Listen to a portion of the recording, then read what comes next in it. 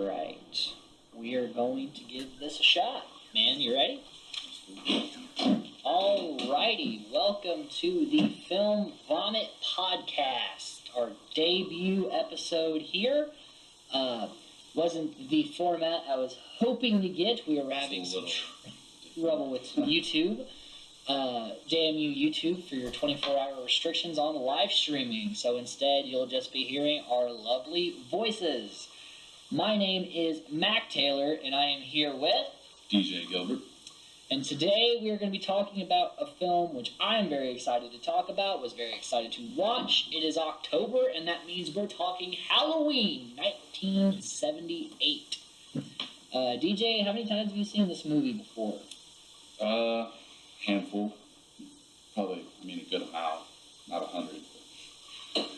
I've probably seen this as of tonight, watching it again. I think I've seen this thing mid-70s, which I've almost seen it as many times as the year 78. So maybe I need to get it to 78, exactly. And then never watch it again. Watch it again. All right, so you have your notes out and ready. I have my notes. I think I had a little more notes than you. Yeah, you got quite a bit. I think I had a total of 40 notes taken. That's more from trivia. Oh, you took a lot of trivia notes. I listened to 2 different commentaries. There were 4 on the Blu-ray, but I fell asleep last night, so I didn't get a chance to listen to all of them as my body shut itself down. Just a quick little introduction to what this podcast is, real quickly, since this is our debut episode. DJ and I and a friend of ours named Cameron Wynn, who could sadly not be here today. Cameron and I are independent filmmakers. DJ is just an average movie watcher. Just natural movie lover. Yeah. Movies whenever.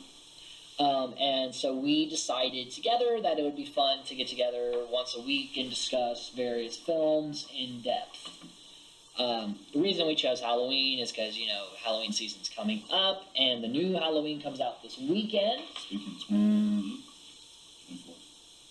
Not even close. This weekend's the 19th.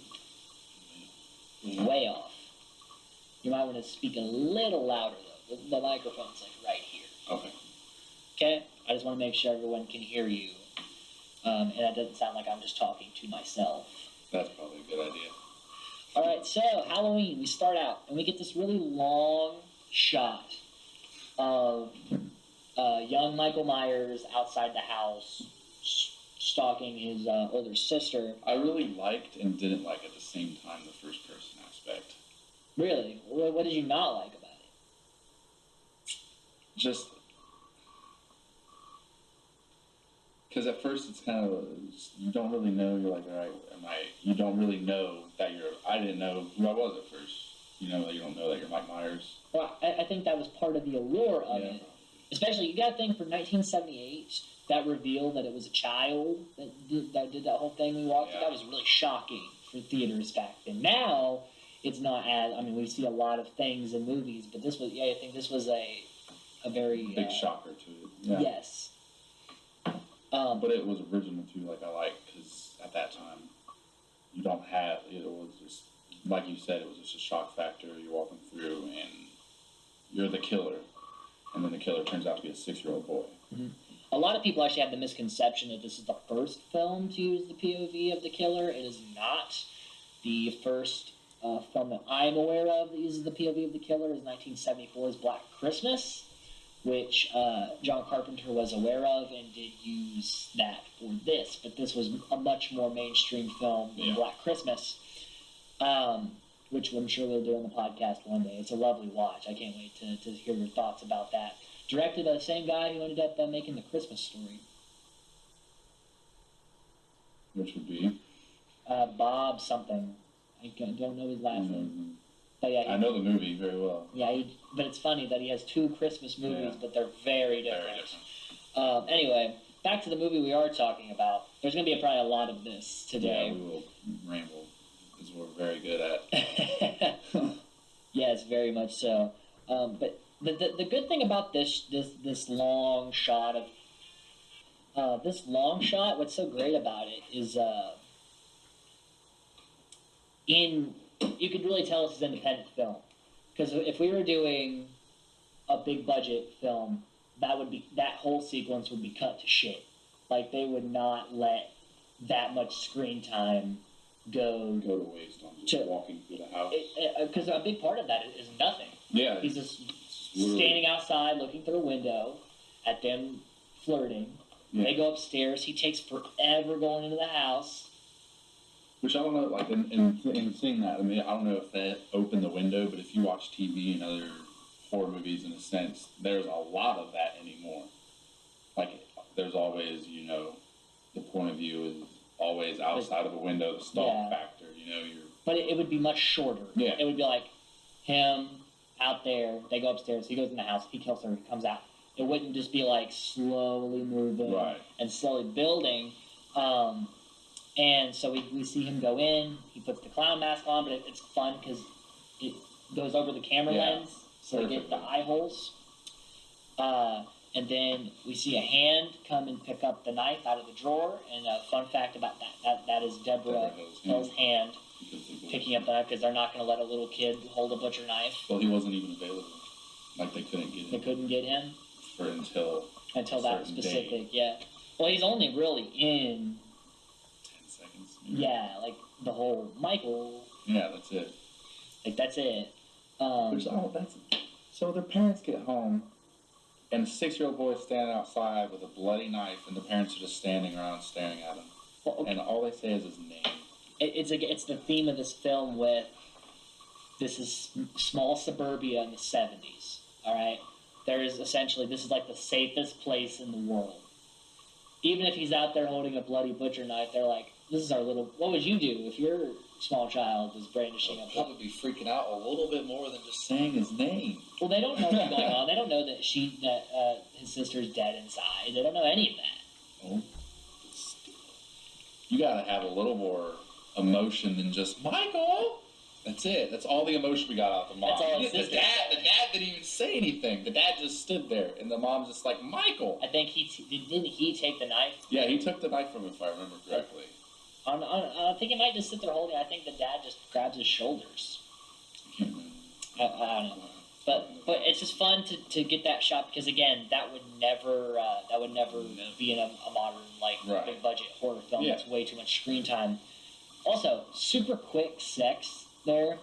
Like, the guy runs up the stairs. So Minuteman doesn't even explain it, because he wasn't even undressed. So it literally was probably like 10 seconds. It's literally like, before the shot, he runs upstairs, he turns around, and he runs back down the stairs, putting his shirt on. The exact time. And she ends up naked, but it's like, she didn't even have time to take her clothes off. Yeah, like, how does that even possible? She's brushing her hair. It's a very odd thing. But I really do love the POV. It really does give this suspenseful feel to it. It does. And that's what a lot of this movie is. It's a lot of suspense. I forget what it was, but in what I read, it said something that they wanted a scare of some sort every amount of time. Yes, and that's why we get these stalking just scenes. Like random spurts. Back then you didn't have to give the audience gore. And, no, it was just a startle factor. Yeah, even just him standing in the background is slightly unsettling. Yeah. Then we go into the opening. This score is almost as iconic as this film. The whole dun dun dun dun dun dun dun dun dun. People know that score. And Carpenter wrote that. Yes, himself, and he only wrote it in, I think it was 24 hours. Yeah, 40 he days. was just sitting on his because piano. It was a pre-showing he showed, and a female critic said something about it not having any music, and it's just so he went and just film. Quickly so it was pretty sure it was like 24 hours he wrote that whole score. Yeah, even the whole, like, when he grabs it. Yeah, everything. And it's probably one of the more iconic horror film scores. It's definitely probably most of the time. But Carpenter is known for innovation. Mm-hmm. So yeah, you gotta love that score and that whole opening. It's just a jack-o'-lantern, and they're slowly going in on it. Yeah. And that was shot in a garage where they just turned out all the lights and held in on the producer carved the jack-o'-lantern himself, and they just zoomed in on it. And nothing happens. Like in Halloween 2, we zoom in on a jack-o'-lantern slowly opening up to a skull inside of it. But like we didn't need anything to happen. It's just the jack-o'-lantern. It's Halloween, and that's a very Halloween-y image. I don't know. Well, your thoughts about that? Anything else to add? I know I've been kind of rambling here a little bit. All right, so we get to Loomis and the female doctor. I cannot think of her name. The nurse. I don't even. She shows up in 2 other films, so Yeah. you're probably going to need to remember her. Eventually, yeah. Because she's in Halloween 2 and Halloween H2O. See, I didn't know where she was in H2O. Very beginning? Yeah, okay. That's her. And same actress, too. So that's also shot in that same garage. That car scene where they're sitting there talking to each other. Yeah. They're in a garage and someone has a hose. Just Spraying on the water. Spraying the car. Mike, and then we get to the insane asylum and all the inmates are out. And Loomis freaks out, runs outside. I need more background. I know it's a low production film, but I could have used more background on what was going on there. How How he got out. How he got out, Even if he could have done like a short film later on. But it's like, you just pull up and then Mike Myers is just escaped. Out and about. And then, out of nowhere, at first I was wondering, I remember even wondering if it was Mike Myers attacking the one car. The one who climbed on the car could have been any. Because, is it just some other crazy, and they're like, oh no, that's because we actually do see him, full body. Yeah. Which is, And they hide his, you don't see his face, but you see his outline. But you see everything about him, yeah. And then, all that time, Loomis gets out, goes to the gate. The nurse is sitting in the car, and then... Well, she's startled. Yeah, then she freaks out. She's new. But where was Loomis? Where was Loomis? He did take a while to get back to the car. But then again, would you want to get back to the car? Well, theoretically... If Michael is attacking him? Theoretically, as a guy, I'm seeing somebody get attacked. I'm like, all right, yeah, I'll go help him. But it could be I like fear how he crawls on top of the car, and she gets his, and you just see his hand smash the glass. It doesn't shatter it; it just cracks it. Yeah, just that was realistic to me, in a sense, because you're not gonna smash it. You can't shatter glass with your bare but you can crack it. And in that car scene too, we get Loomis. She's new. She's going to become Michael's new caretaker, and he's explaining to her how to basically care for Michael. Just give him a lot of drugs and keep him under sedation. Yeah, because she was like, "How much?" and he told her how much. Well, she asked what kind of drug he's on, and he told me, said, "Well, he'll basically just be just slouching there." Yeah, and he's like, "That's the point, is to keep him from." Like, you don't want him. Yeah. Which Michael Myers is played by 4 or 5 different people in this film. I think it was 4. Because Nick Castle. Deborah Hill, Nick Castle, and Tony. IMDb that. Yeah, I'm going to. Because I think Dick Warlock was one. Tony Moran. Tony Moran. He is the face of Michael Myers when the mask comes off. He's the young kid. Face. Yeah. And then Nick Castle is a lot of the standing, stalking. He is the main Michael. And then I believe Dick Warlock is the stunt Michael. Yes. Falling off of the balcony and probably the car scene. The cars, basically anything that involves a stunt. I think that is Dick Warlock. I believe you're right. They don't have it. The only one they have is Nick Castle. Credited is Tony Moran. Really? I don't even have Nick Castle. Nick Castle's in credits as the Shape. Yeah. That's another thing. They always refer to him as the Shape. Or the Boogeyman. He's never really referred to as Michael Myers except by Loomis. Toward the end, he shouts Michael. Yeah. But that's part of the allure, is that. See, in the man. first one, it's not Michael Myers. Like I said, it's the Shape. It's the Boogeyman. It's an entity. But in the second one, it's all it's Michael. Even after that, it's all Michael. It's all Michael. Especially Loomis. I haven't even watched the second one in forever, but I just remember Loomis always shouting Michael in 4 is when he does that a lot. Yeah. When he's in the gas station. Yes. Yeah, that's 4. 2 is the hospital.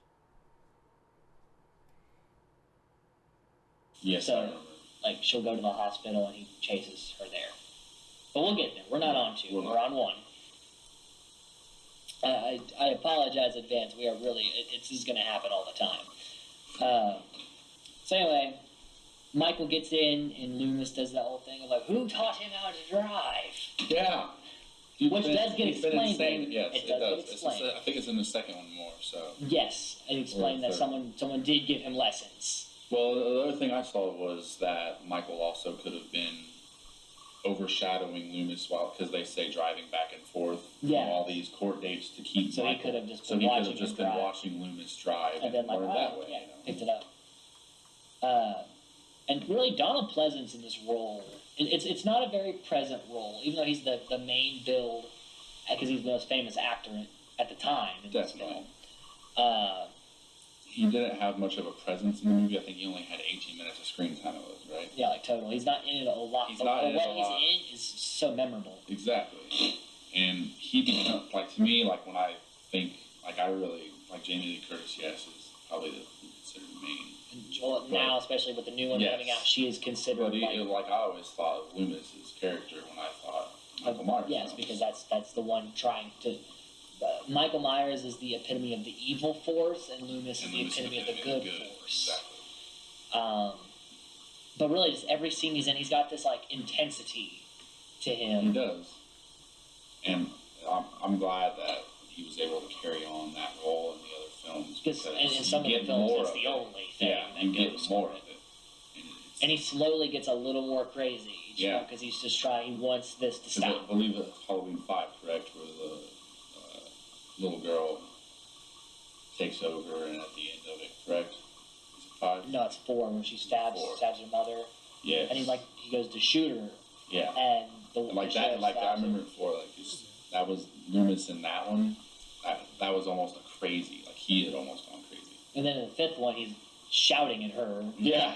He's like, "Why won't you tell me where he is?" We'll get there. We will get there. It is. But even in this one, he's calling the town, and he's like, "I know he's going there. Yes, he's going to Haddonfield." Continually telling the sheriff, like, he's here. I know he's here. And he's like, how you have to give me more evidence than just you saying he's here. But to the sheriff's credit, he listens in the end. His intensity, because we were talking about him warning, because he's like, he's in this town, and the sheriff does give him the acknowledgement of like, I will look. I will. And he allows, like, the sheriff could have been like, no, you need to go, but he would allow him to stay and keep watch over the Myers house and look out for Michael. And then because he wasn't causing a disturbance. Exactly. Whereas in later films, he does kind of go a little mad with what he's doing. Well, his daughter also died. So. Well, that sheriff goes away. Yeah. I was talking about that sheriff. He goes away. A new sheriff comes in later. So we get that great performance, and Michael Myers drives a lot. And he does. Like he is just. He's in the car. He's in the mask. Yeah. That's the other thing. Like you're in broad daylight, behind bushes and stuff in people's yards. But it's Halloween. That's the thing about this that makes it make sense. People are in costumes all the time. He's a grown man. Yeah, okay, but again, this is 1970s suburbia. They're like, oh, that guy's going around playing pranks. That's just adorable. Nothing bad happens here. And because he breaks into the department store, which is referenced by the sheriff later when Annie and Jamie pull up. And he said, what did he use the rope for? I don't know. Besides to hang up the body later? But you see like a body swinging? That was the boyfriend, and I don't even. Was that what he used the rope for? Like that has to be because he doesn't. He doesn't. No rope he's out tying people up, and also it says he stole a couple of knives. He just got the one knife, and he stole it at the house. Yeah, because he took it off. So where did those other knives go? Does he kill more people that we just don't know about? I mean, there was no. He didn't rob the store when he killed the mechanic for his clothes. No, he got the clothes then the mask. Yeah. So literally, where did those other 2 knives go? Fact about the mask. Do you know what that mask is? It's a William Shatner. Captain Kirk mask. Yeah, they bleached it or painted white. And they took the eyebrows off and they slicked the hair back. Slicked the hair back and they spray painted it brown. Yep. I thought that was pretty interesting. I read that. Because it was cheap. Yeah. They couldn't afford to make their own mask. It was the other option was a clown mask. Yeah, which they said would be too generic. So they wanted to do something. And plus, this white face is so ominous. They wanted to give the boogeyman a look. And it's funny that they were on such a low budget they'd use a Captain Kirk mask.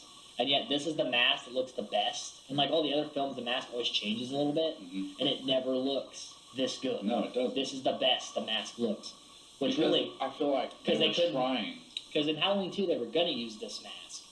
And then William Shatner's lawyers caught on to the fact that it was William Shatner mask. You're not using it. They sued, so then they had to use a different mask. Because in the second one, it's got like blonde hair. Yeah.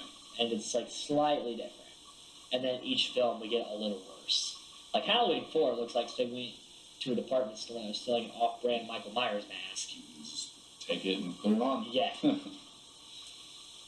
Just like I hinted at earlier, Loomis, he goes to use this payphone and just happens to find I picked that out too. I'm like, okay, so they say it's 150 miles from the asylum to where Haddonfield. Loomis just happens to stop at the exact same spot that Mike Myers stopped and got closed. But they're connected. That's exactly right by a phone booth. It's wild. Well, I was like, and it's like he goes there and he uses the phone and then he like just looks around the corner. Like he's like getting ready to leave. He's like, oh, there's a truck there. But it was like right there, like right in plain sight. Exactly. You should see that when you pull up. But like he's like, oh yeah, hey, there's stuff. Oh, now I see this truck after. It's like he could only see where the camera was pointed. But there's so many things in all movies like that. That's true. It's just like, wait, you're just now seeing this, or you're at this exact location. Oh, that was so loud in my ears. I can't remember what film it was, but there was like something like right here, and like the characters are sitting there doing a scene like, oh hey, this thing's over here, and I'm like, it's been there the whole time. How have you not seen it? But that's like a huge like. But it's the characters are just seeing through the camera perspective, and then they're like, oh hey, we're gonna shift this. Well, and then also back to me, it's like location wise. Every movie it always has that, but it's just like the location, you're always at an exact location that the other person or whatever you're going after was at before. It's just like, all right. Because they're trying to like retell that, yeah. Sometimes what's best for the plot is not best for the logic of how this would work. But like these are small things. I was trying to find things that because I just talk about how much I love this movie, but you got to find the little things that kind of pester, you know.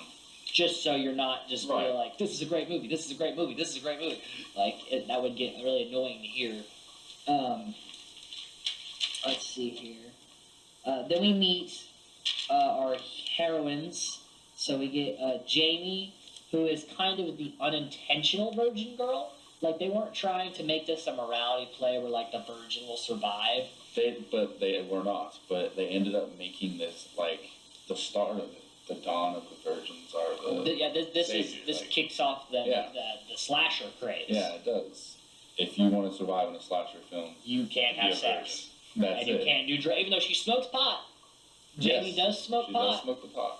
But they say you can't smoke weed.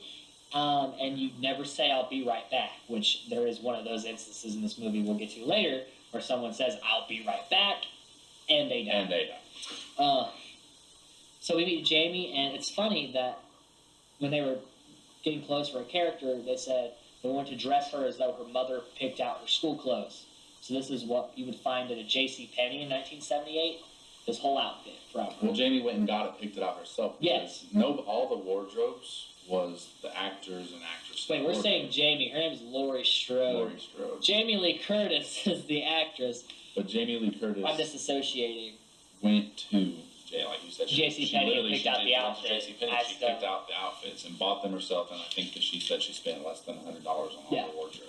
Because that was what it would be like if she were a schoolgirl. And then we meet her friends, Linda and Annie. Annie is like the typical authoritarian child. Definitely. Like she's rebellious. She's rambunctious, but she's the outspoken one of the group. But she's like really grounded. More leader. Yeah, and she's smart, but she's living her youth. Yes.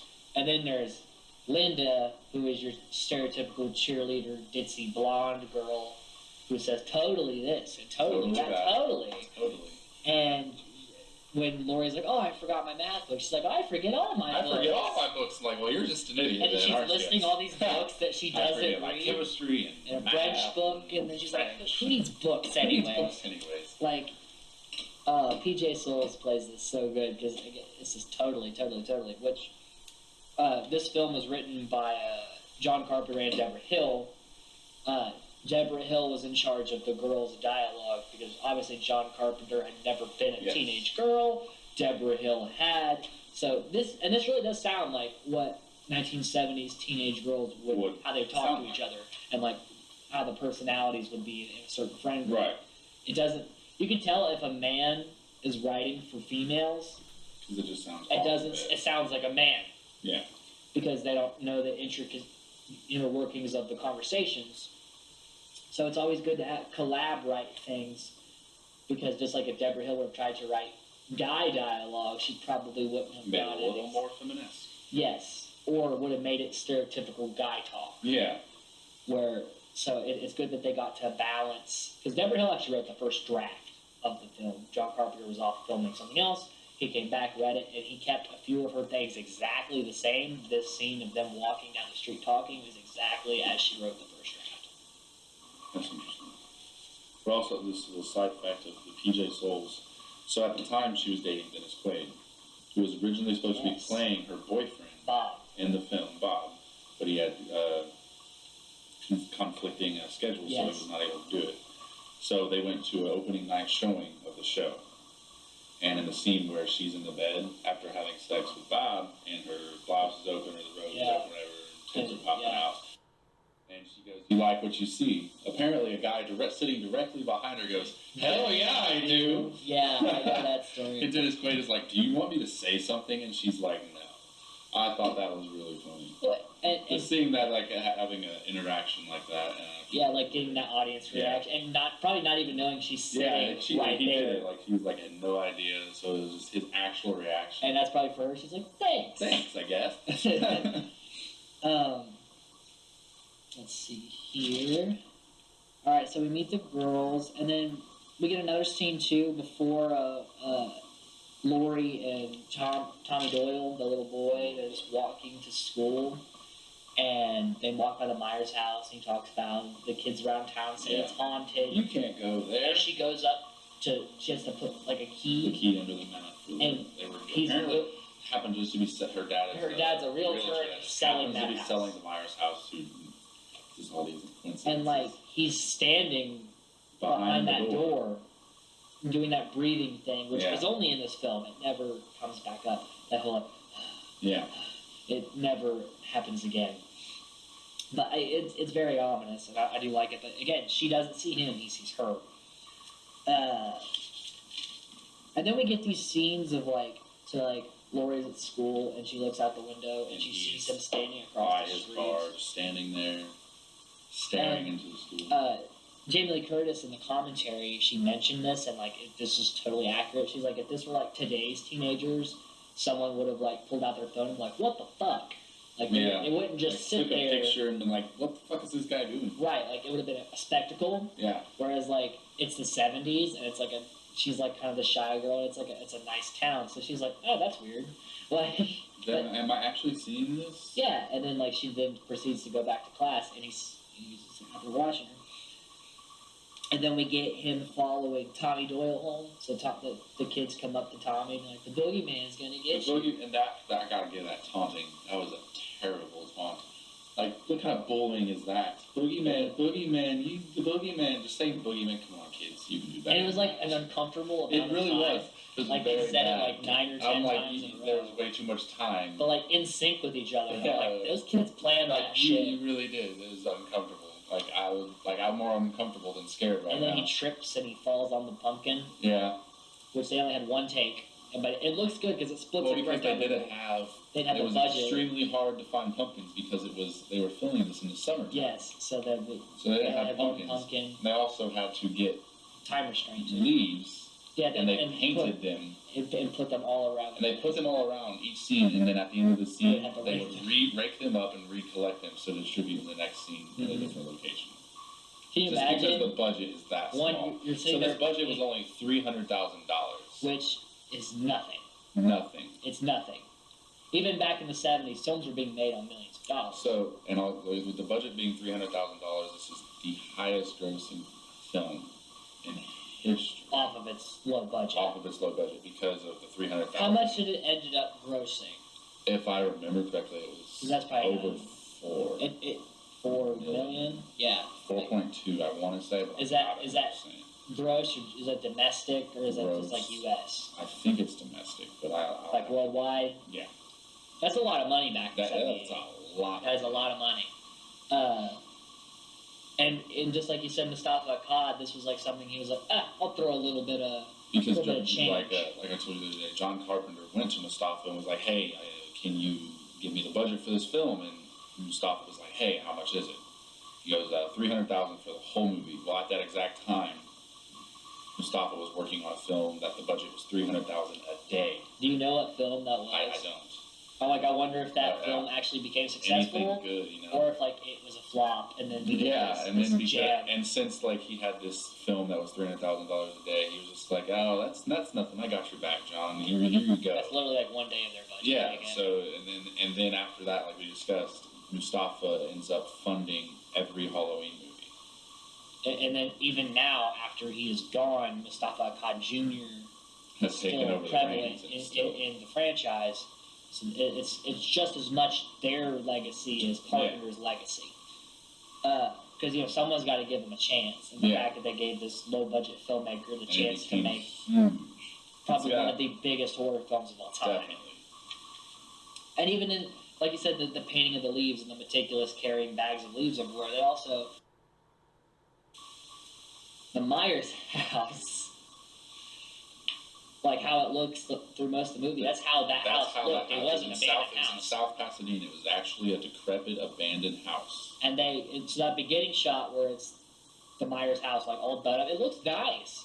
And they actually went in and they had to paint it and put up curtains. They put wallpaper up. They've got running water into it. They got electricity into it. And they did this with the crew, and Jamie Lee Curtis was there. Yeah, like the star of your film. The stars, all the actresses and actors were there. Painting and putting up getting this house ready, and just to take it apart after probably 24 and for what was probably 10 minutes of film. 10 minutes of film. And this was about 3 days worth of work. Mm-hmm.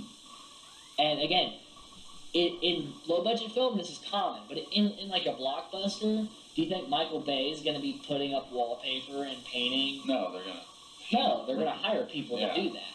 But the fact that you got your director, your actors, your line producers, everybody whose name is attached to this is doing everything. Yeah. Whatever, even Deborah having her hands in the shot. She's just a writer producer. That would never happen in a blockbuster, but no, it happens in independent film. And just like Carpenter and Curtis said, like they were just a bunch of kids making a movie. That was the feel of that set. Because even Nick Castle, the one playing Michael Myers, he was John Carpenter's friend from film school. And he was originally not supposed to be in the movie at all, whatsoever. He was just there watching. Yeah, and then John was like, "Hey, come on, be in it. Be Michael. Yeah, you're gonna be Michael." And that was his first acting role, and that is his last acting role until this year's Halloween. Wow. Where Nick Castle has the mask on once, but he's the only one playing Myers in this film. And he is 65, I believe, and looks great in the trailer. The trailer does look good. He looks fantastic. So does Curtis. She looks fantastic as well. And Carpenter is attached to the new Halloween. He produced it. So, and that's the first time he had been attached to it since Halloween 3. Which I'm excited for you to see. I don't think you've ever seen it. No, I have not. And it's a wild ride. Okay, back to the plot of this film, because we will get off on random tangents. Yes, which is fine. I mean, we're 35 minutes into the podcast here. So like Loomis is strangely disconnected to Michael, but then again, he spent the past 15 years being like the only one interacting with him. Literally, he's with him from the time he was 6 years old, and like he said, the first 7 years. He spent trying to reach him and trying to change him more. And then the next 8 trying to keep him locked away. Trying to keep him locked away. And I mean, that's the point where there comes a point where you're like, he looked into his eyes and he saw the blackest, coldest eyes, the devil's eyes. Yeah, he was just straight evil, just evil. And it goes back to the shape thing of it's this unemotional he has no trying to kill you. Feelings. There is no Yes. Nothing. It's not just, event. That's what later when they say like she's his family and stuff, it kind of takes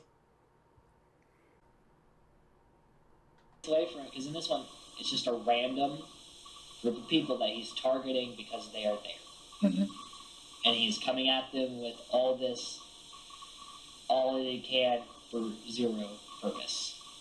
They're basically saying evil can be anywhere and it doesn't have to have a motive to want to kill you.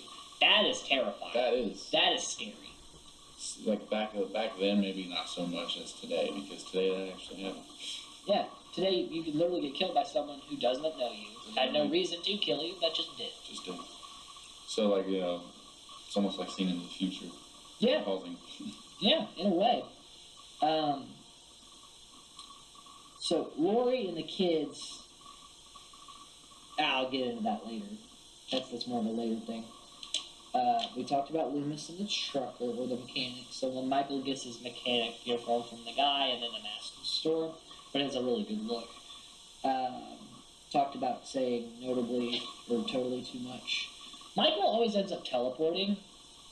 Just being everywhere. Like, he's there, and then they look, and they look back. Well, it's the whole, like, walking fat, like walking and everybody's running and him being. But it's like, I really just want to see a shot where, like, someone turns away, and he's, like, sprinting back in, like, bush. It's like trying to run away. Like in Scary Movie. That's like a robot chicken tire, Yeah, in Scary movie. Yeah, she looks out the window, she sees him, and then he's, like, running away real quick. I want to see that. Just one time. I want to see that. It's so loud in my ears. So we talked about Annie. We talked about the store. Ben Schramer is mentioned as like, Lori, Ben Schramer thinks you're cute. We told him. Ben Schramer was a college friend or high school friend. Yes, and Ben Schramer is a Halloween too. I just say LOL because, spoiler alert for the next podcast, Ben Schramer gets murdered in Halloween 2, like, quick as shit. Because he is also dressed as Michael Myers and gets straight up hit by a van. Oh. And it catches on fire, explodes, and he burns alive. Yes. And later they find out, like, oh, it's that Ben Schramer kid. So it's funny that the one person that Lori likes... That he planned it like that. You know, Carpenter was like, let's do it this way. Yeah, that's this kid over. So I just put Ben Schramer LOL in my notes because I just know what inevitably happens to this guy. Then Loomis and the sheriff go into the Myers house, and there's that weird booby trap thing set up. Yeah. Where, like, the thing swings to the window. Why was that there? Was that even a booby trap, though? To me, it just looked like a gutter. It just fell? And the gutter just fell, and that was just one of those scare moments. Right when they walked in the house? That was just one of those scare moments, I feel like. It wasn't when they walked in the house. It was when they were upstairs. Okay, but still, it was oddly timed. I thought, like, he had set it up. But it was just like the scare moments. I don't think it was a booby trap. I think it was... Maybe that's what that rope was for. I jumped on Maybe that's what that rope was for. I jumped. No, you're wrong. You're wrong. I'm trying to figure out. I'm giving Carpenter a reason for putting that rope in there. Michael Myers, his signature weapon is rope. We just don't know it. Lasso. Lasso you up and tie you down. And stab you to death. Yeah. Which really, for being the kickoff... For kicking off the slasher, there's not a whole lot of slashings. There's not. There's mostly strangulations. Don't get me started on the strangulation. But, like, he does stab a couple of people. He stabs Annie after he strangles her. He stabs Bob. He stabs 3. And he stabs Judith. Bob, and then Annie. And technically he stabbed that trucker. We don't exactly... You don't know that he stabbed the trucker. There's blood. You don't see blood on You the see trucker. blood on him. You see blood. Like, That's bad. He's got, like, the bottom, and there's blood. That's bad. Or at least maybe on the truck. You don't see There's blood. I saw red. There's no blood.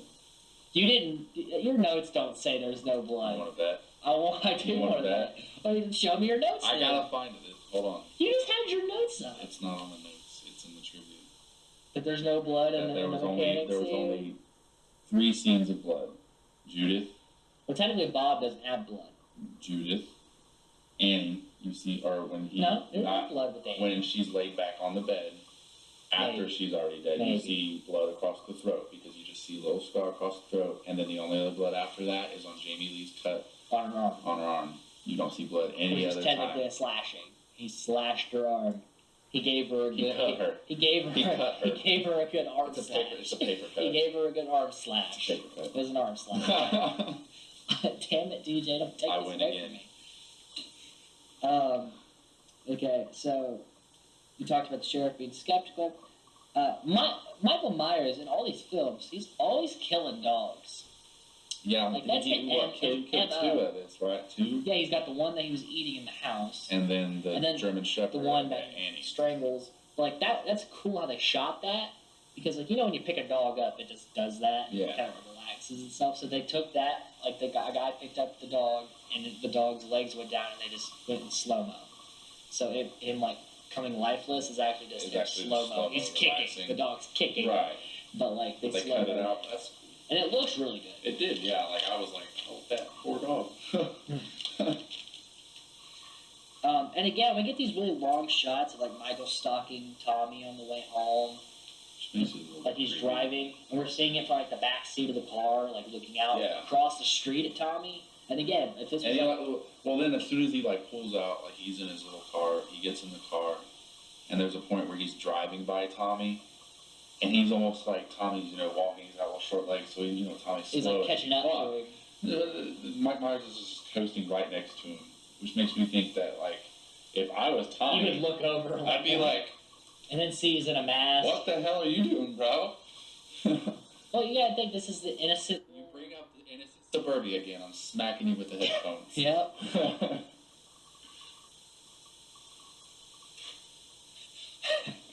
But no, Tommy's like the happy-go-lucky '70s Tommy's kid. an This idiot. is the Oz I gotta say, generation. Tommy's an idiot. Okay, Tommy had a little girl. He's sick. Tommy had a little girl over at his house and didn't play no doctor nurses. He was just watching The Thing. Don't you turn this gross. This isn't supposed to be gross, DJ. Tommy wasn't 6, was he? I think he was 6. I feel like he's old. Maybe 8. I'd say he's max 8 years old. I'll say 9 Look that up. Let's get the confirmation. My phone's in there, and it's how we're streaming this right now. Go ahead. I'm just going back through my notes.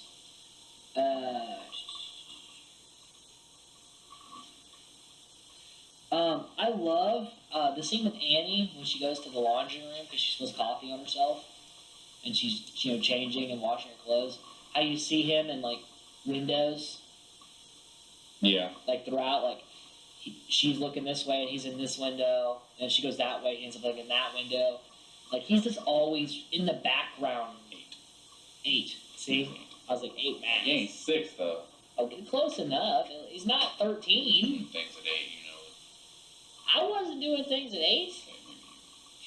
But Lindsay was into Tommy. Lindsay was in Tommy was because into Tommy. Annie was like, "What if I said you could go watch TV with Tommy Doyle?" Lindsay's like, "Okay," all excited, just out the door basically. But sadly, in the sequel, when Tommy Doyle shows up, there's no Lindsay Wallace with him. Yeah. She probably, ran away into a closet. Well, I mean, chased down the street. From if I turned into a creepy Paul Rudd, I wouldn't expect Lindsay Wallace to come with me either. But yeah, it's just so cool. And again, in like modern horror, him being in the background would have led into something. Like right. when she'd go to the way they grab her, like you would almost have to kill her there. You wouldn't get all these random shots of him watching her for no payoff. You know what I'm saying? Like that would bore people nowadays. Right. But like that, it's scary. It's like next time you're out in a random out in a garage or something, you're like, who's looking? Who's here? Space in my window. Yeah. Like it's you always you never know where he's at. Yeah. Well, how many times have you been out somewhere like, and you're just like dark, and you're just like yeah, you feel something behind you, and it's like and that plays on that fear. And I personally love that. And again, they're watching The Thing from Another World. At Lori and Tommy, they're watching A Thing from Another World, which Carpenter remade. The Thing in 1984. Yes. It's a remake of The Thing from Another World. Which is the movie. Yeah, and it's actually his personal copy that they're watching on the beta. Well, it's got to be because he couldn't afford to buy one on But Yeah. Like, it's from his house, and he went and put it on. Here, kids, watch this movie as I film a serial killer And outside he your was door. able to use it because it was it's public domain, meaning it's not owned. Not owned by anyone, So right? Like this year, they got the rights finally. We'll get there like that. Well, just real quickly, for Night of the Living Dead, they were filing to get copyright, and their lawyer misfiled the paperwork. So, from 68 was when Night of the Living Dead came out, all the way up until this year, it's been public domain. So you'll see it in the background of a lot of things. Yeah. Now, they just now got the rights for it. They're getting this huge Blu-ray release for it. It's going to be official. The actors and actresses are finally getting royalty checks. Because you got to think, if it's Like, are they back pay royalty checks? Yes. Okay. Because you got to think, if it's public domain, they never got paid Yeah. any of the merchandising for Night of the Living Dead. And you can see how many different DVD releases and things Night of the Living Dead had, and the actors and actresses did not see a penny. And how many of them are even still alive? Quite a few. I believe Really? only the black guy is dead from the main cast, and maybe the older guy. A lot of them are still, especially like the main girl that played Barbara, she's still kicking. Old? Oh, yeah. Well, yeah. But they Not had how this much big longer. party for the copywriting. I mean, George A. Romero's dead now, the director. Yeah, he died, what, 2 years ago? Last year. Him and Wes Craven died at the same time. Anyway, back to this movie that we're talking about, Halloween 78. Like we said earlier, Tommy's a very 70s kid. He's very Donny Osmond. Super Donny Osmond. I Yeah. dislike Tommy. Tommy's on my nerves. But he's like this. He's like the happy-go-lucky. I would have bullied Tommy. I felt I didn't. You didn't want this kid, the boogeyman. No, in The a boogeyman. better way than the boogeyman. The boogeyman, no. That was no. But It's the 70s, DJ. These kids weren't, like, seeing crazy shit. A lot of them. Some of them, maybe. of course it's not. It's on TV. This was 7, yeah. This would have been after that. But yeah, these kids weren't paying that much attention. They're children. Annie drops off Lindsay to go fuck. This other thing, dude. So, where are all these parents go? Where all the parents go? So they're gone overnight. Probably some big ass house. They're probably gonna be back like in the morning. It's like a Halloween That's what I'm party. thinking. Parents go to Halloween parties and leave their kids with babysitters. It's Halloween. What parents? My parents didn't. Mine didn't either. But I had stay-at-home I parents. never like, had they were any. homebodies. I never had any friends who parents be like, "Oh, we're gonna go to a Halloween I party did. for the night." I did. My best friend growing up, his parents would go for like a day or two. Yeah. Halloween, New Year's, Thanksgiving, Christmas. Oh, so they just been. That's terrible parenting. That's like the plot thickens. This goes back to bad parenting. No wonder our world was screwed. You guys just spend Christmas with Thanksgiving. Shame on you. I mean, like, they would eventually, but they would go away. Yeah, let's spend Christmas. Let's celebrate Christmas and Thanksgiving in February. That way we can have real fun with our friends. You stupid child. We'll invite Brett on the podcast for some psychiatry. So she drops off Lindsay to go fuck. And she takes forever to get in this car, which we know Michael Myers is in the back seat of. And you gotta think, like, how long was he sitting in there? Just like, oh man, she's gotta come at some point. Yeah, like. Because he got in there when they went across the street. Because she made the call, right? So he was probably in the house at some point or overheard Her saying she was going to go. He's like, I'm going to get in the car. And he goes to get to the car, and he's like, how long was he in the car, right? And he sit, like, what, like, okay, be Michael Myers, just be sitting in the back of the car. How do you just, like, do you, like, no phone to play on? You're just sitting in the back, like, hands on your knees. He wasn't breathing hands on, nice he was and like heavily. crouched down in there. Because you saw him, he popped up. The dude was laying on the floorboard, man. He was just laying there, like, just Mike Myers just laying on the floorboard waiting to kill a bitch. But it was like, probably a good, like, 20 minutes. Probably. He's sitting in there just hoping she's finally going to get in his car. Nah, dude, you know he was over there. He followed her over their house, and the second she was saying bye, he, like, sprinted back over to the car. Like, I'm gonna get in the car. I'm gonna get her. I'm gonna get her. Got her this time. And then she's like going to the car, and she turns around and goes inside. She's like, no keys, and she's singing that stupid song the whole time. She made that up herself. Yeah, she did. So did Jamie Lee Curtis. So Jamie Curtis in the beginning song, yeah, But- walking. it's just like, my paw, blah, blah, but she's like, no keys. And it's like, I just remember sitting like, God damn it. This is terrible. Get your damn keys. Why do you not have your keys on you? She goes in, and she's like strolling through the house, like turning things off and getting her keys. Like at that point, Michael was probably like, I should just kill the bitch in the house. So he's like, I'm about to get out of this car and stab her. I'm gonna give her a good slashing. This will be way more better than strangling her. And having her honk the horn at probably 10 o'clock at night, 9 o'clock at night. It didn't Dead matter. silence. They didn't hear it. Innocent little suburbia. The garage is closed. Have you ever been in a closed garage honking a horn? No. Can't say that I have. I haven't either. I was. So you wouldn't know. But I have heard you can hear a horn honk. If my neighbors over there started honking, Lori didn't hear it.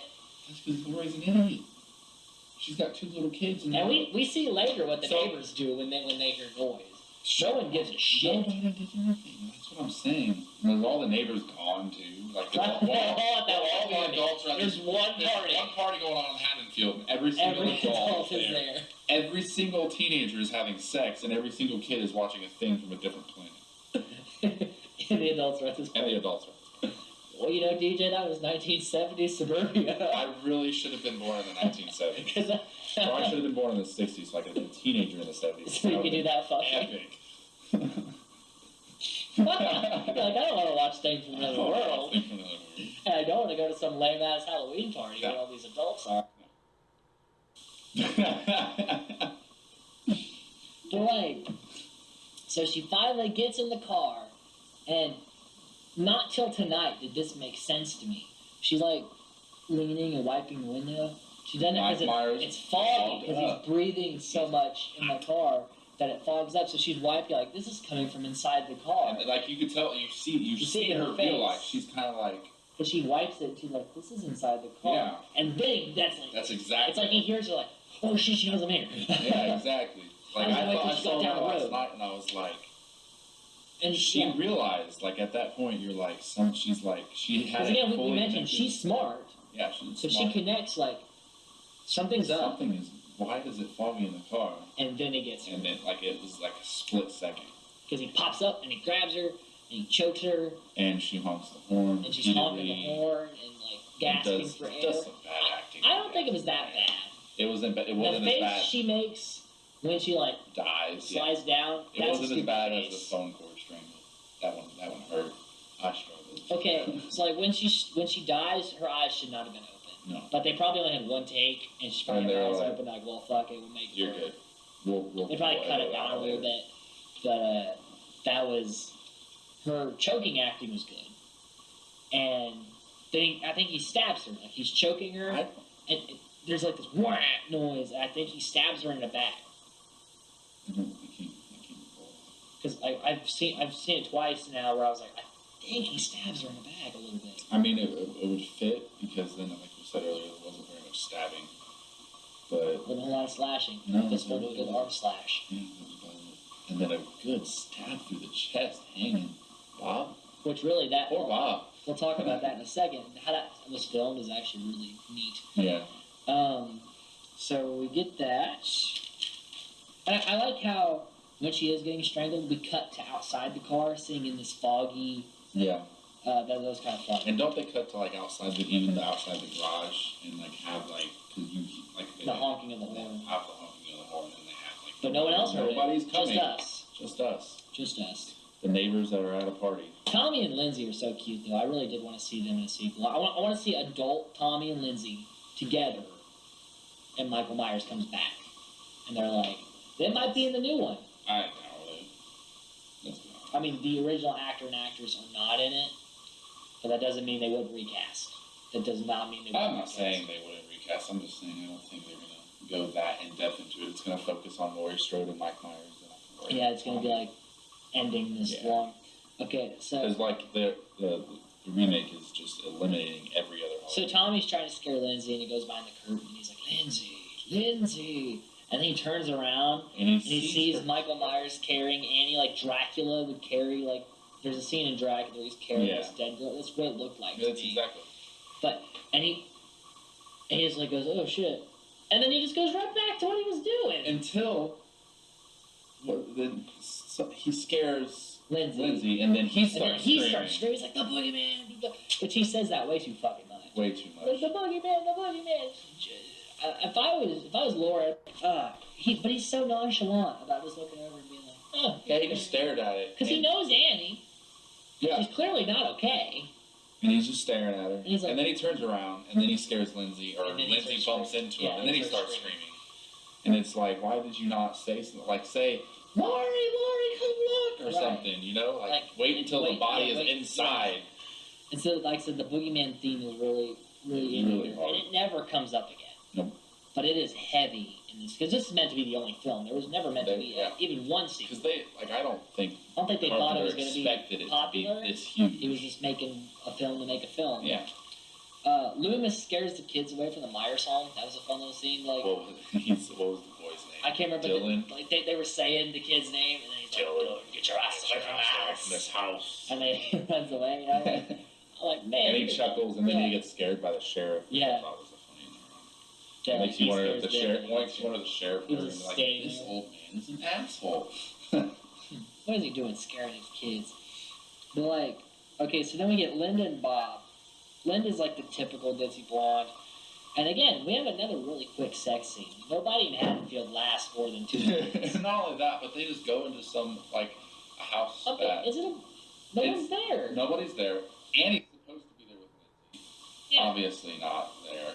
Mm-hmm. So this is Lindsay's parents' house, and Linda is like, let's go in, Bob. Let's have sex in this And then Lori calls and says she's not there. Like, oh, she's not home. She's not home. Definitely a Lindsay's over there. Nobody's home. Let's have sex in some stranger's house. Which I'm glad they didn't get weird with the fact that Lindsay gets brought up, because in Rob Zombie's remake, they're like, maybe Lindsay can join. And I'm like, y'all some fucked up people. That's a little creepy. Y'all are 17, 18, and she's like... She is an 8-year-old girl. Leave her alone. Let's not go. Let's not do that. Like, we'll get to that when we get to that movie, but like, there's a lot of dialogue in that that's just unnecessary. Oh, that's like trash like we discussed earlier. Yes. So Bob goes off into the kitchen because she goes, give me a beer. And then he says, she says, do you want a beer? And he goes, yeah.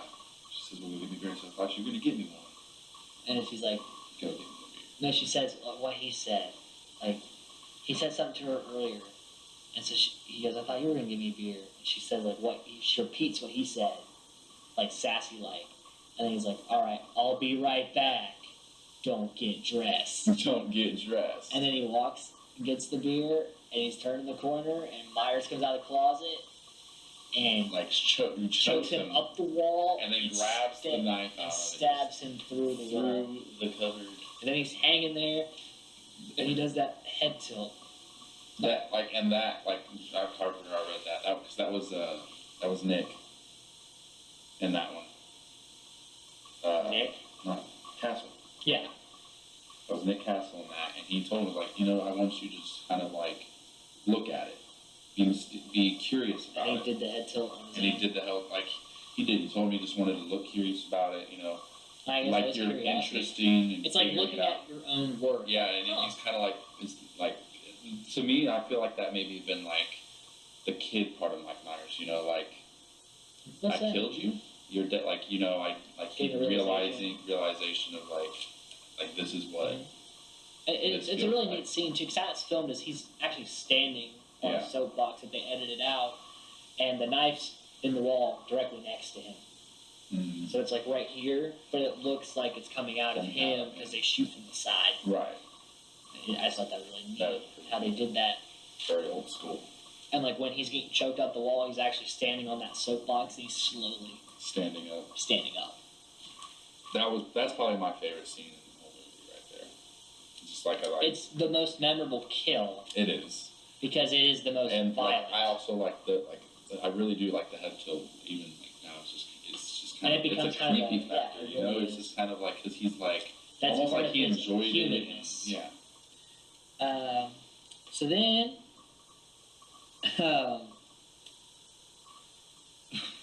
this scene kills me. So he comes back in, dressed like a ghost. But you got to think he's got the mask on, this sheet on, and then Bob's glasses over the sheet, over the mask. How can you see anything? Because these are prescription glasses, I'm assuming. Oh, you know. They're like Coke bottle glasses. Oh, yeah. That aren't his. So, like... Couldn't see Jack. You know it could. Because he's got the mask, the sheet, and these glasses. So he cannot see, but he gets right in that room. Oh, perfect.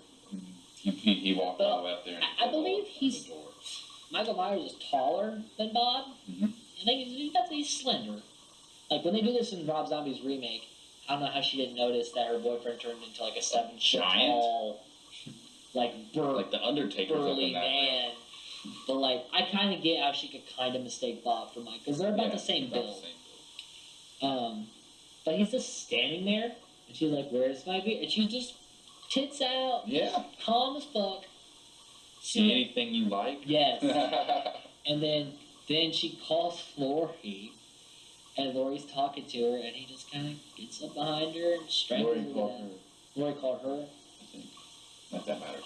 I mean, either way. So she's talking to Lori, and then he starts strangling her with the phone cord, and Lori's like, and he's like, "Oh, you're like." She's like, "First I get to hear your heavy breathing, now I get to hear your sex sounds or whatever." Sounds, yeah. And then he strangles her, and then he picks up the phone and just like, she's like, picks up the phone real quick. Because if you like, it sounded like sex sounds, like she sounded like she was moaning. Which... What was cool is that when she's going down, she pulls the sheet off of him, so it's like reveals him. What? Yeah, but it's like that was pretty. I didn't like the phone cord and. It wasn't the greatest acting, but PJ Souls was pretty new to acting. She's much better now. Yeah. She was worried about Dennis Quaid's penis. Worried about his penis? Why? It was on her mind. She knew she was with a future star. Okay. I'm giving her an excuse. PJ Souls, I know you're not listening to this podcast. Maybe one day. But you get a pass in my book for your go get, take off your clothes attitude. Impressive. I mean, hey, she looked very comfortable. Okay, so then we get this amazing last bit of this film. I think it's the last like 15 minutes of this movie, which is like the final chase. Like an actual like adrenaline scene. Because we kind of get a slow burn. And then these last 15 minutes are like boom, boom, boom, boom, boom. It never slows down. Which typically the slow burn, like when a movie just drags on like that, I don't like that usually. But the movie did it. It didn't feel like it took forever. Yeah, it wasn't a slow. And it's really not until you look at it where you're like, oh, it did take a long time to get things rolling. But you don't notice because it's you're into it. And you get Michael Myers. He's just not doing much. Yeah. But he's there, and you're like, when's it gonna happen? When's it gonna happen? So Lori finally decides to go next door and see what the hell's going on. And as an audience, we're like, nah, girl, stay there. Don't go over there. That's not a good idea. Yeah. The lights are out, which were not originally like that. She goes next door, and she finds Annie on the bed with Judith Meyer's headstone, which had been stolen from the graveyard. Which, how did he carry that heavy-ass tombstone? It's freaky strong. Across, I guess he put it in the car, drove it to the house, and then carried it all the way upstairs and put it on a bed. That was a creepy factor to me, like, seeing that. Then it's like, what is his obsession with the sister, though? Like, that's another thing. Like, they didn't give much... I think he was just fucking with him. I think that was his, like, little jab at people. I think he had an obsession with his sister. Like a. So I think he had an obsession with his sister, and that's pent up sexual aggression. And he killed her. At 6, he had sexual aggression. Bro, like I can get it in the Rob Zombie remake because I think he was like 10 or 11. I think he was probably he was supposed to be 11 or 12. Yeah. I mean, there is some fallacy with the knife and the killer chasing the girl with the phallic object to penetrate her. Yeah. It's very... Like, there's a whole book on sexual tendencies in horror films. It's a good book, good read. But I usually try not to think that way when watching these things, but sometimes it's blatant. Like Texas Chainsaw Massacre 2 cannot ignore the fact that he used that chainsaw as a dick. Oh, yeah. At one point in the film. But we'll get there, too, at some point. So she finds her with the tombstone, then she backs up and Bob's body swings down. With the rope that he got. We'll just agree to disagree. The rope is... Filling in the plot holes. It's not a plot hole, it's just a hole. It's It has filled. nothing to do with the plot. It's filled. And then the cabinet opens for absolutely no reason. It just pops right open. She didn't open it. No, it just at opens. first I thought she opened it. I was like, why would she open the Like cabinet? Michael Myers had a string around his hand. He's like, aha! That's the rope. There's the rope. There So it he had is. all these uses for this The rope. rope is everywhere. Thank God he had this rope. Thank God. That's how he got the tombstone up the stairs, too. Dragged it. He had to do with the rope. Nope, no, that's the window, just like a little trolley. Yeah, hold it on up. So then it opens, and I don't know how her body fit in this cabinet. Like, I know there was another side to it. I think he bent her up, broke her Like, spine. it almost looked like he cut her in half It to did. fit her into space, because it's very tight. But her eyes are open, and she has this really stupid Yeah, I don't look like on how her. all of She's them like- had their eyes open. I'm like, wouldn't their eyes just close, or wouldn't he just close them? Like, why would they have to? I don't think he would close them, but I feel like No one dies surprised, like looking. Like no one goes, oh. Like I don't know. your body relaxes itself that's how I feel. at death. But then again, I've never died, so I guess I wouldn't know. I've seen someone die, and they didn't look like that. No, they didn't. They looked. They didn't look surprised. They weren't like, oh. Like, tongue sticking yeah, out. her tongue was sticking out. I know. It was the dumbest face. The only more dumb face I ever saw was Friday 4. There's a killer. This girl has a stupid face. Like a stupid face. We'll get there too. I know we keep going off to other horror films. So we get that, and then so she backs up to this closet, and we get that slow fade in on his mask, which is so cool. Like he's just. And this out of this entire movie. Sorry, continue. I'll get to you. Go ahead with yours. It goes in on the mask. Like it's just them dimming, like getting the lights up a little bit more. Yeah. But you slow the oh shit, he's back there. That's like one of the most memorable scenes in this film. Is him coming forward slowly, and he arm slashes her. That's the other thing. Like that's what I was getting. This entire movie, he's killing everybody, and he's got Jamie locked in, like dead to rights. There's no escaping. She's dead, and he misses. I don't think he missed. I think that was like I'm here. No.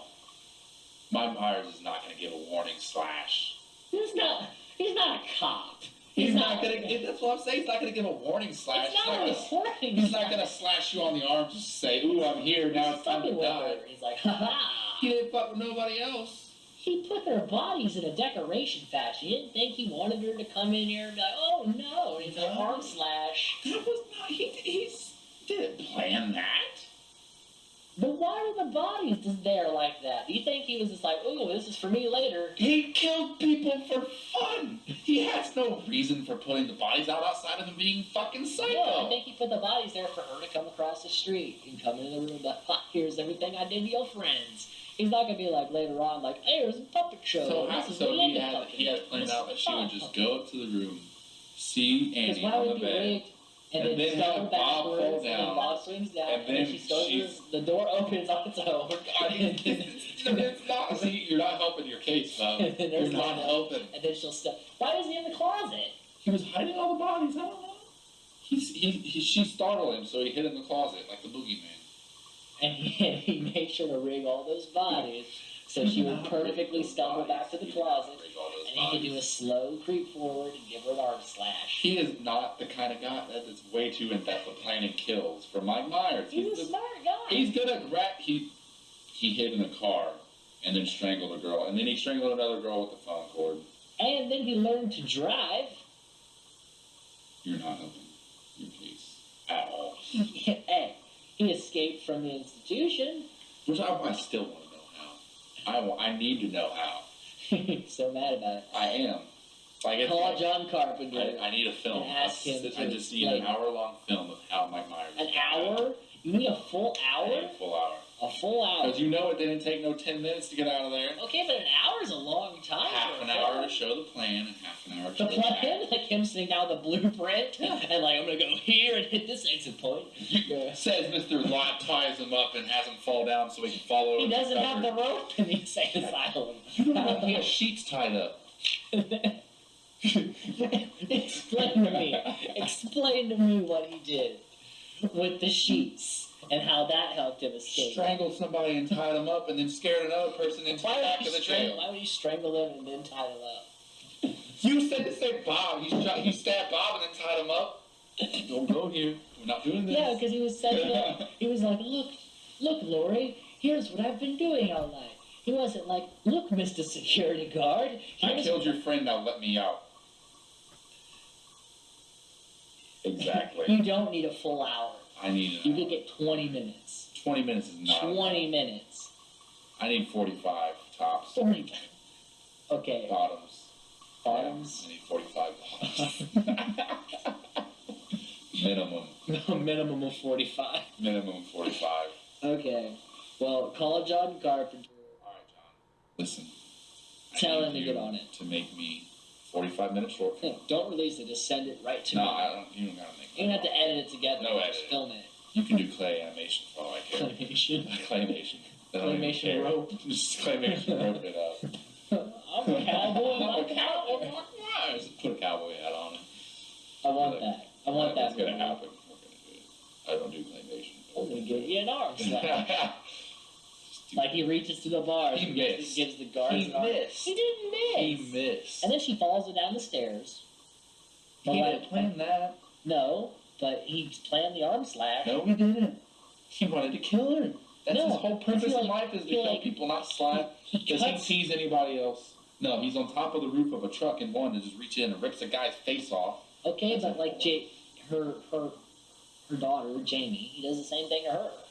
He's like, he could kill her at any point, but he's like, I'm gonna prolong this a little bit. So why didn't he go over and fuck with Lindsay and Tommy while she was over there? They're their children. I feel like he would be more than happy to kill children. But no, he most of that arm slash was him like cutting her blouse, like, guys, look at me. Because he missed. I'm big bad scared Mike Myers. Because he missed. I'm the Big boogeyman. bad scary Mike Myers missed. He didn't He miss. missed. What? Did any of his body language says he? Yes, because was he he like, oh shit. Because he goes to stab and she trips or something and No, he he wasn't misses. trip. She misses. trips when I'm about when he ready. arm We're slashes. about ready to watch the movie right now live so I can show you. We can't watch it live here on the Oh, podcast. yeah, wow. We'll watch Figure it. it out. On your own time. Go back and look at this film. I just watched it last night. Just watch that part, and you'll see he comes in, arm slashes, and she's like, "Whoa!" because she feels an arm slash. And he's like, I'm gonna startle you a little bit. I'm gonna give you a little startle.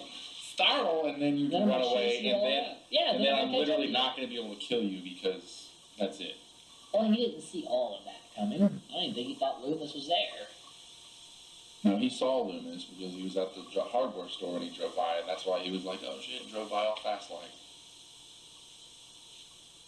Stealing his rope and shit. We didn't see him at the hardware store. He drove right by him. Oh, yeah. That's that 4 and this one blend together with, because again, he kills the mechanic in 4. Yes. So yeah, stabbed to the arm. Then she runs to the house and she locks that door, and he like punches through the mid of the door. But it's like every door has a weak spot. So here's the thing. He punches through that door, right? And then when she goes back over and hides Lindsay and Tommy in the one bathroom, which is like, all right, maybe he won't punch through this, or maybe he used all his strength. But then she And goes also in. maybe the other door was weaker than this door. But then she goes in the bedroom and hides in the closet with one of those vent doors, just little blinds. He breaks and it. I'm like, you punched through. No, it's not like it's not I'm blinds. like, They're thick. Dude, they're a lot more flimsy. breakable than the actual door. And he breaks them. Well, I'm not saying that, but I'm saying Jamie Lee or Lori's an idiot. So like, why were you hiding there? The dude just broke down a bathroom door. Where else was she gonna hide? Under the bed. She's just gonna go under there. Then he's gonna get stuck because he's a big dude. Lori's just gonna flip the bed over. And then she can move. But she's trapped. She was trapped in the corner in the closet. At least you got somewhere to go under the bed. We're gonna get to that in just a second. So she breaks the glass in the one door, runs out, and she runs to a house and is like banging on the door. And she's like, "Help me, please!" And the lady comes to the door, turns on the porch light, watches her for a second, turns the light off, closes the blinds, and goes away. It's Halloween. Because how she thinks it's a prank. Innocent little suburbia. Yeah, You 1970s. Listen here, parents. I'll tell you right now, if somebody comes up to your door banging on If help, Jamie Lee Curtis is screaming on your front porch. if it's a good-looking redhead, I don't think she had red hair. No, she didn't. She was a brunette. I know, but she's a redhead. No, she's got white hair now. I'm not talking about now. I'm talking about like Jamie Lee. She was a brunette. Redhead. No, she wasn't. He's gonna argue with me about every I little will. detail. No matter what, it's kind of my thing. But like, okay, so that neighbor straight up ignored her, and then she runs to the door and she's like, "Tommy," and he's just slowly strolling up. Yeah, just like, oh, I'm tired. I got. Just strolling up nice and slow. Yeah. I'm not gonna be able to hear by the end of this podcast because these Norton alerts that are popping up. It's like you need to run a security check on your computer, or else we're gonna burst your eardrums. But like, okay. Oh goodness. Tommy takes forever to get downstairs. And it's almost to the point where I'm like, how does Mike Myers not have Lori's throat yet? Because this kid's taking forever. Like, she should be dead. He gets down there right in time. Exactly, I know. She comes in. But you know that's how it works. He didn't have his rope. If he'd had his rope, he could have lassoed her in, and then... These people at home are like, these guys really need to drop the rope. I feel like Boondock Saints. What did you need a fucking rope for? Look, I am focused on the rope because you made a thing out of the rope. You made a thing out of it. It's just like when we get to Friday the 13th Part 4, we're going to talk a lot about towels. Okay? I know it sounds weird now, but you'll understand what I'm talking about when we get to Friday the 4th. Again, and she comes in, and she's like, "Tommy, get it upstairs now." And he's like, "The boogeyman." I'm like, "Would you quit mention the boogeyman?" The boogeyman, go upstairs. There's a man in a mask with a knife. He gave me an arm slash. I got a lot more problems with the fucking boogeyman right now. And he's dead. Everybody's dead. Everyone you love is dead. Go upstairs. My mom and dad, yes, they're dead over there. Go upstairs. Everyone at that party is dead. Everyone, he killed them all. They're all dead. Havenfield is dead. We're the only survivors. Those kids that said the boogie. Yeah. A nuclear bomb has gone off, and it's just this killer and us. So they do all this stuff in there. So Michael comes inside and attacks her, and she grabs a knitting needle, which she was knitting earlier. It's her knitting needle. And we see a little scene of her moving it, so it's like we get this little... You know, like, oh... And she stabs him in the neck with the knitting needle, and he falls down. And she gets the... Because he stabs the couch trying to get her. He missed then. He missed then. No. Because on the couch, yeah, he was trying to stab her. She moved. On the closet, he gave her an arm slash. It's like, ha-ha, let the chase begin. The games, I've been stalking you all this time. It's time to have some fun, chasing around the house, punching through doors, and watching you scream on our lady's front porch. What if Annie was his target? Well, then he won. Really. That's what I'm saying. Quick. But who did he put Judith's headstone on? Annie. Okay, but he killed a lot. If Annie was his target, he should have been like, all right, I'm going now. So Annie was his target. What happens right after that? He kills Linda and Bob. But why? Because they're in the house. Because they showed up at the house that he was at with Annie. He didn't know they were going to show up. Okay. He was expecting her to go. But he was stalking Lori the whole time. He wasn't stalking Annie. Maybe he was deciding. He was stalking Annie too. No, he wasn't. Whose car was Lori in? Who was Lori walking with? Okay, but then Lori's at home, looks out the window, and he's in her, like, laundry thing. Yeah, maybe he was And deciding. then at school, she looks out the window, and he's looking in at her at school. Annie was in that class. No, she wasn't. She is now.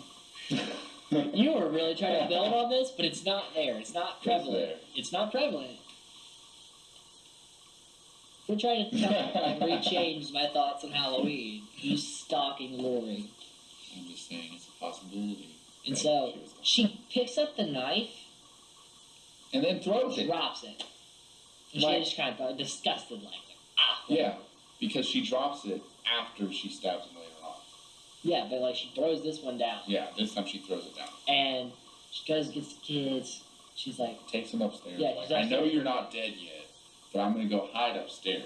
She's like, go hide. And then she turns around and he's standing on top of the staircase, which is an awesome shot Yeah, of him just like, he's pissed. yeah, and he's like, because he's like, I just got stabbed in the neck.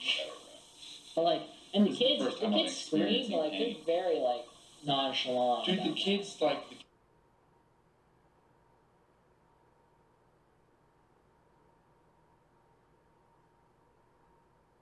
Little rascals, right? That's here, true. You know? So, but then that wasn't even the part that got me. The part that got me was after Mike Myers is dead, quote unquote. They run out of the house screaming. No, not even that. At first, she's like, I need you to go down to blah blah's house. I need you to call for help. I'm like, okay. Tell them to come here. And they're like, oh, okay. And then they go down. No, and then they just like kind of like stroll down the stairs. And then the next thing you know, the scene's out there like running down the street, screaming, little like, ah! And Lewis is outside like, what in the hell? Plot, dude. I mean, but then it's like, all right, kids, be a little bit like, if I'm Carpenter, I'm gonna be like, if you don't scream, I'm gonna kill your dog in front of you. That will put some fear in them. So the kids hide. She goes into the room, hides in the closet, and she ties the inside of it together, so at least he can't just be like, ah, there in the closet. Like, she ties it together, so he's like shaking it, and he's like, and then he just starts punching. He punches through, turns on the light inside the closet, finally gets more of it broke down, and then like leans his head in, and so she's very resourceful, like grabs a coat hanger, straightens out, stabs him in the eye. Okay. So But that's the other thing. You know, stabs him perfectly in the eye. You could be standing still right now, and I could have a coat hanger right here, and I could try and shove it in your eye, and I'm probably gonna miss. She is laser focused. She got some focus skills. She knits, remember? She's gonna be a pitcher she in knits. the MLB. She knits. She's accurate with stab at things, you know what I mean? She's a swordsman. She's a knitter. She's constantly fencing She's herself. like she's got John. She is finger fencing herself. She's got Jon Snow on the rocks, bro, against the wall. Swordsman. Like she got him. yeah. So she gets him, and then he drops his knife because he's like, my My eye. eye, and then she And then takes the eye. she stabs him really good, Good, right? and in the he chest. falls down. And again, she gets out of the closet, And it's drops like, the oh. knife. Even if he's dead, quit putting the knife right next Dude, to him. at this point, if I'm her, I'm stabbing him 3 more times. True. Probably higher than I already did. Which in H2O, we see Jamie Lee Curtis ain't taking no more shit. Yeah. But in this one, she drops the knife again. Even if he's dead, why put the knife right next to him? Take it with you. Throw it out the freaking window. Take it with you. Something. Just in case he's like, hey, I'm still alive. You're like, stab. Stab. I was stabbing one on the ground. And so she does that thing where she's slumped against the side thing. Kids run out. Loomis sees that. I should probably go in there and see what's going on. You already know Loomis. He's probably like, yeah, found him. Found him. Got him. Yeah, there he is. Classic kids running out of the house. Classic screaming. Michael. You rascal. Come on, Michael. You killing non-virgins. Where's that rope you stole? Screw the 2 knives. We Yeah, need the fuck. rope. I don't know what you did with those knives. So, she's slumped against the wall, and he sits up like the Undertaker. He sits up, kind of looks around for a second, gets up, and like she's taking forever to move out of the doorway. And he's like slowly coming up, and then he grabs her, starts strangling, doing his classic strangle thing. And she, That's sad that like the first one, his classic move is to strangle and yet it's a slasher film. I said there's not a whole lot of slashing. I know. There's a couple, pretty much Judith and the Arm slash, and maybe Annie for a brief second. I still don't know if he's that. I can't 100% confirm. I think he does because they make that sound cue but he cut her throat though. He didn't cut her throat. He strangled her. The red marks on her neck is choking. He choked a bitch. How do you get blood on the neck? I don't think there was blood on her neck. I'm not sure if you said that. I mean, there might have been. I don't know. I'm not going to deny it. This was in the 70s. I can't go back that far. The machine doesn't travel that far. We can only go to the 90s. So he's strangling her, and she pulls his mask off. Which was epic in mine. It's like, because he literally stopped everything. Cause it's like the mask is his persona. It's his evil side. It's like he doesn't want to be seen. He doesn't want to be doing crazy shit without the mask on. Yeah. Which it's just, I still can't fully grasp it because like I want to know like more behind it, which I'm sure there is. It's amazing that, okay, so like most of the times in these kind of movies, especially at this time, the person behind the mask has to be like disfigured or like a monster. And so we pulled back, we're like, who has been disrupting this 1970s suburbia quiet town? And it's an average-looking young man. 21-year-old. A young kid. And he's got the long hair. He's not a bad-looking dude. Mm. Like, you expect Phantom of the Opera to be pulled back. Even just like Jason. Yeah. You know, just a like you want a monster behind the mask. And it's not a monster. Goonies. In a way, it's a monster. Yeah. But like, I don't know. It's very, like, obviously it's been duplicated a billion times, but at the time that was like groundbreaking. Yeah. I know it's getting late in the night. Now we're getting the tired cast. We're almost there. We're almost out of the water here.